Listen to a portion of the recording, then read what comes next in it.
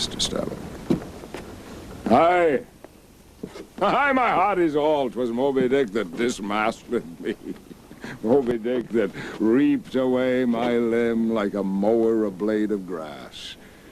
Moby Dick brought me to this dead stump I stand on now. Made a poor pagan lover of me forever and a day. Moby Dick.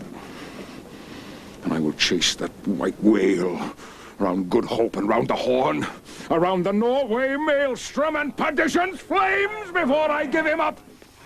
This is what you've shipped for, men. Aye!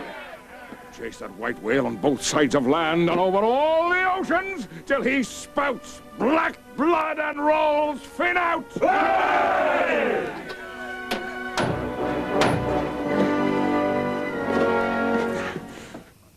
And Patrick Steward joins me now from Los Angeles. Patrick, good morning.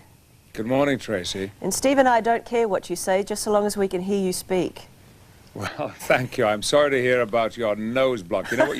You need to inhale. You need to put a cloth over your head and inhale some Friar's balsam. A cloth over my head now. Someone suggested before tipping me upside down and banging me on the head. I'm not sure. I think I prefer your option, personally. Now, I gather that the Moby Dick shoot was quite grueling. It was, in that we were in fairly exposed conditions most of the time. You know, it was... actually, we had finished principal photography by this time last year, but we were filming through late April, May, and June, and into July. And there we were at Point Cook, some 30 kilometers outside Melbourne, on the very edge of the ocean and on the edge of a large plain. So there was little between us and the elements. But we were glad to experience, I think, one of the driest winters Melbourne's ever had. However, there were times we had to be on and sometimes under the water, so we were not always as dry as we would like to be. It's ironic that Melbourne had a dry winter and you were not. I gather that there were 3 a.m. shoots with people throwing great buckets of water all over you? Yes, there is a storm sequence in the second part of the film, which is as realistic as anything I've ever seen on film. And in order to simulate that, we not only had, I think, 4 firemen's hoses playing on us at full pressure, but we also had something the art designer created, which were dump tanks, whereby thousands of gallons of water could be dumped on us just simply by pressing a button. There were 4 of those, and then there were 2 aeroplane engines creating the wind, so it was a little uncomfortable. And when the director said, that was terrific, but we'll just try it one more time. Just one more time. Yes, I know, they always want one more. But the thing was that it was, of course, not just the actors, but all the cast, the ship's crew, as well as the film crew, were going through these same conditions as well.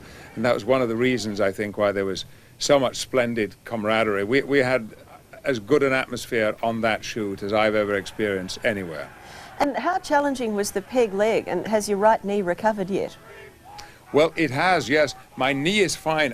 I'm just recovering from rotator cuff injury, which actually was a result of standing in a rocking whaleboat with only one leg, hurling realistic harpoons into the air. Not at whales, I want to point out. No whales were injured during the shooting of this film. But I'm just about recovered from that. The leg, when I first put it on, was difficult. I thought, in fact, I slumped down on a bench after that first rehearsal and said, I can't do this, it's going to be impossible. But with some perseverance and patience, in the long run, I was able to dash up and down the deck and swing over the side and climb up and down ropes and so forth. You became quite good at it then, obviously. Well, well. You mentioned no whales being injured, of course, in the making of the film. Whaling is so politically incorrect these days. Did you worry at all that because of that the movie mightn't strike, or the story mightn't strike the chord that it used to? I didn't worry about that. No, Tracy. We are telling a literary masterpiece, and telling it as authentically as possible was the most important thing to do. However, what we did here in the United States when it aired several months ago was that we linked those screenings, as well as some of the premieres, to a fundraiser for the Whale Conservation Institute in Massachusetts. And in fact, we did a lot of education-related work on the plight of whales today and on what can be done to help them. So we hope we achieve some kind of rational balance in all of this. It seems that you've become quite adept at playing the captain of the ship, although I suppose in quite a different era this time. Do you still get mobbed by Star Trek fans every time you walk out? It's curious that even though our series finished here in the United States 4 years ago, the enthusiasm for the next generation grows and grows. We've just finished filming what will be our third feature film, and is in fact Star Trek IX. It's called Insurrection, and the enthusiasm for it is as high, if not higher, than it ever was. And from you as well, do you still love playing the role? I do. I love playing it, Tracy, because I don't have to do it every day now. When the series ended after 7 years, I was very happy to be at liberty to do other work, particularly theatre work, which I've been kept away from. But now to return to the company of all of my good friends, and they are good friends, every single one of them on the cast, every 2 or 3 years is delightful. It's like meeting up for a wonderful vacation with your best friends and family. And what do you do when you're not working? Well, you know, this job of mine is my hobby. It's what I did as an amateur actor for years.